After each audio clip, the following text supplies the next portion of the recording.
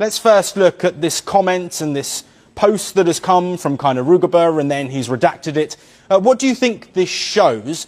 And can you explain a little bit more behind the thinking of this post and its redaction? Do you believe his comments that wrong information was fed to him?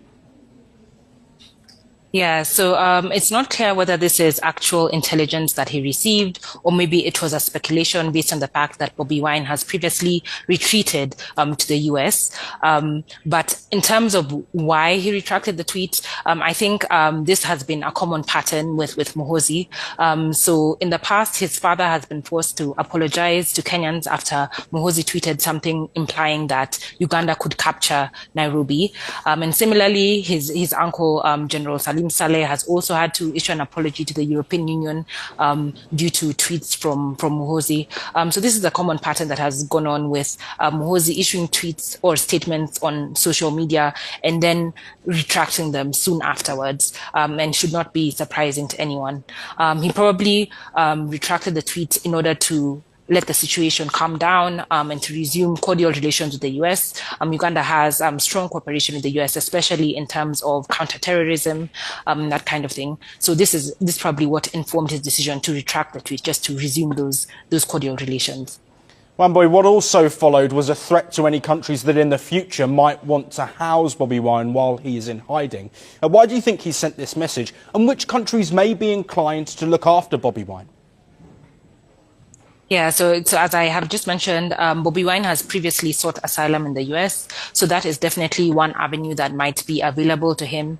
But other than the US, I think many countries, seeing what is going on social media right now, with the kind of statements that are coming out of General Muhoozi Kainerugaba, who is the head of the military, many countries might feel that Bobi Wine's life is in danger and might be inclined to offer him asylum. So this is not necessarily limited to the US, or many other countries that value democracy, whether that is a country within the region or other countries abroad, would have expressed a willingness to house Bobi Wine, just from the standpoint of political asylum.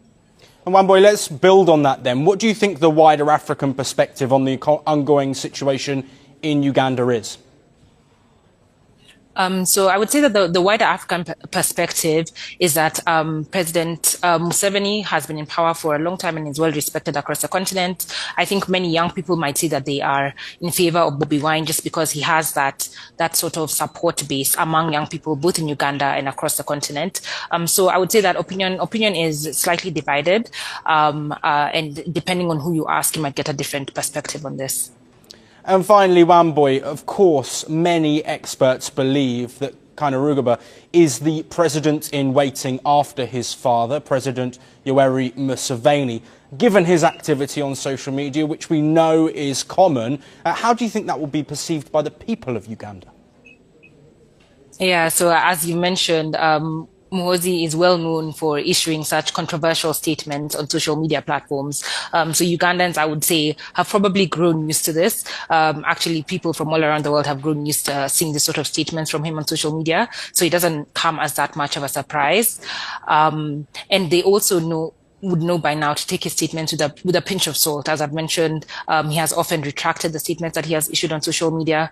But at the same time, Muhoozi has taken a break from social media in the past, and just sort of quietened down as the elections were going on, to sort of leave room for that to happen. And he may be advised by those close to him to do the same once again, just to allow the situation to de-escalate, and to present a more professional presidential image going forward.